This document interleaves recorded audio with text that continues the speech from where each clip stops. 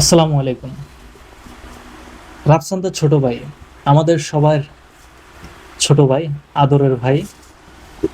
রাফসানের content যারা দেখেছেন, রাফসানকে যারা চিনেন, তারা জানেন যে আসলে রাফসানের ভেতরে কি চলতেছে।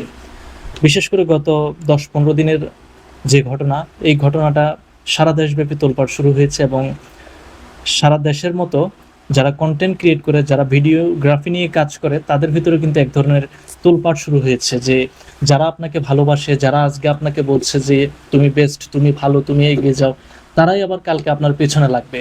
অর্থাৎ আজকে যারা আপনার বন্ধু, কালকে কিন্তু তারা আপনার শত্রু। এই যে রাফসানের কথা চিন্তা করেন, একটা মানুষ তার মাকে অডি গাড়ি উপহার দিয়েছে, তার মাকে ভালোবেসে কিছু একটা গিফট করেছে তার বাবাকে।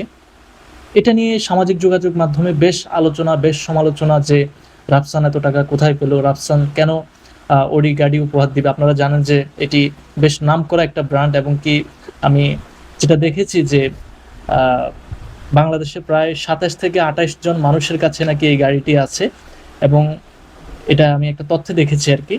তো এই একটা গাড়ি উপহার দিয়েছে, এটা এমন আহামরি কিছু না, কারণ রাফসান ভিডিও ছাড়াও, তার মনিটাইজেশন ছাড়াও কিন্তু অন্যান্য তার আর্নিং সোর্স আছে। সে বিজ্ঞাপন বাবদ আর্নিং করতে পারে, ম্যানুয়াল বিজ্ঞাপন, বিশেষ করে বিভিন্ন প্রতিষ্ঠান থেকে সে বিজ্ঞাপন পেয়ে থাকে। তো এমন একটি জায়গায় গিয়ে রাফসান যদি তার মাকে একটা গাড়ি উপহার দেয়, এটা কিন্তু বেশি কিছু না রাফসানের জায়গা থেকে। তো সেইখানে পরবর্তীতে যেটা আসলো যে রাফসানের বাবার একটা ব্যাংক লোন, সেটা 2.5 কোটি টাকা ছিল, এবং সেই ঋণটা গিয়ে দাঁড়াইছে 3,15,00,000, অর্থাৎ প্রায় 3.25 কোটি টাকাতে সেটা গিয়ে দাঁড়াইছে। এই যে লোনটা, এই যে ঋণ খেলাপিটা, এটার জন্য রাফসানকে জবাবদিহি করতে হচ্ছে। রাফসানের বাবা এটা করছে, রাফসানের বাবা এটা হয়েছে, ওটা হয়েছে, এবং রাফসান কি করতে পারে, বা ঠিক এই মুহূর্তে রাফসানের কি করা উচিত, এটা নিয়ে কিন্তু আলোচনা চলছে। আমার যেটা মনে হয় যে রাফসানের এই মুহূর্তে তার তার যে কাজটা সে করে আসছিল, সেই কাজে মনোযোগ দেওয়া। এখন ঋণ খেলাপি, এটা খুবই বড় ধরনের একটা অন্যায়। এটার জন্য রাফসানের বাবা জবাবদিহিতা করবে, কিন্তু রাফসান কেন এটার জন্য জবাবদিহিতার মুখোমুখি পড়তে যাবে? এটা রাফসানের বাবার দোষ। এখন এটা যদি হয়ে থাকে, রাফসান কিন্তু ইতিমধ্যে ভিডিওতে কিন্তু একটা, তার রিসেন্ট একটা ভিডিওতে কিন্তু সে যেটা বলেছে যে আমার বাবা একটা ঋণ নিয়েছিল প্রায় 2 কোটি, 2.5 কোটির মতো। এটার জন্য আমরা ব্যাংকে একটা জায়গা বা একটা জিনিস বন্ধক রেখেছিলাম। এখন একটা জিনিসের দাম 100 টাকার জিনিস আমি বন্ধক রেখেছি, ব্যাংক আমার কাছে 20 টাকা পায়। আমি ব্যাংকে 20 টাকা দিতে পারতেছি না বলে ব্যাংক আমার কাছে 100 টাকার জিনিসটা চাচ্ছে। রাফসান এরকমই বলছে। এখন সেজন্য কি আমি আমার জায়গাটা দিয়ে দিব, বা আমি আমার ওই সম্পত্তিটা দিয়ে দিব? অবশ্যই আপনি দিবেন না। এটার জন্য যা করতে হবে, আপনার আইনের মুখোমুখি হবেন।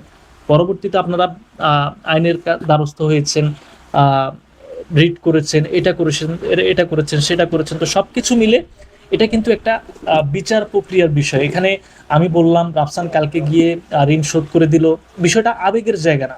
বিষয়টা যতটা বাস্তবিক, এবং এটাকে বাস্তবিক হিসাবে নেওয়াটাই উচিত, যেটা রাফসানও তার স্টেটমেন্টে স্বীকার করেছে। এবং সারা দেশের মানুষ যারা যারা রাফসানকে চিনেন, যারা রাফসানকে খুব কাছ থেকে চিনি, হয়তো অনেকে বলবেন যে আপনি কিভাবে চিনেন। আমরা ঢাকা শহরে যারা কন্টেন্ট ক্রিয়েট করি, যারা কন্টেন্টের সাথে টুকটাক জড়িত, তারা কিন্তু একজন কন্টেন্ট ক্রিয়েটর আরেকজনের সাথে কোনো না কোনোভাবে জড়িত।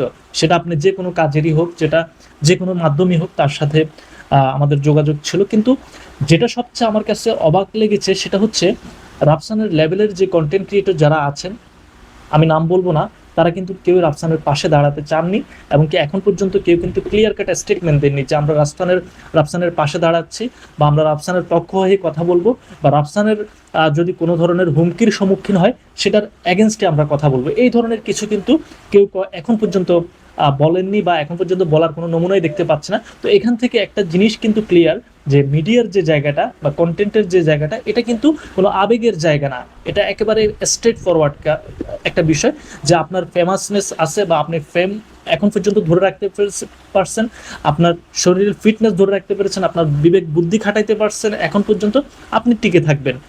শাহরিয়ার নাজিম জয় কিছুদিন আগে তার স্ট্যাটাসে বলেছিল যে মিডিয়াটা পুরোটাই একটা কৌশলের জায়গা, এখানে যে যত বেশি কৌশল খেলতে পারবে সে কিন্তু টিকে থাকবে। তো এই ক্ষেত্রে রাফসানের বিষয়টাও ওরকম, যে রাফসান যদি এখন কৌশল করে টিকে যেতে পারে, তাকে কিন্তু আর দমানোর কোনো ওয়ে নাই। একটা ছেলে যে কিনা এত অল্প বয়সে স্ট্রাগল করে এই পর্যায়ে এসেছে, আরও অনেকেই ফুড ব্লগিং করছে, আমিও অনেক চেষ্টা করেছি অনেক কিছু করার, কিন্তু পারিনি। আমি যে জায়গাটা পারিনি বা আমরা যে জায়গাটা করার সাহস পর্যন্ত করিনি, রাফসান সেটা করেছে। রাফসান তো অল্প বয়সে মাকে একটা গাড়ি উপহার দিয়েছে, এটা কখনোই খারাপ কিছু হতে পারে না। রাফসান তার বাবার যে ব্যাংক লোনের যে দায়টা সেটা নিতে চাচ্ছে, সে বলছে আমি এই টাকা যে কোনো মুহূর্তে শোধ করতে পারি, কিন্তু একটা স্টেটমেন্ট বা একটা প্রসিডিউর আছে, আমি এই প্রসিডিউর অনুযায়ী আগাবো।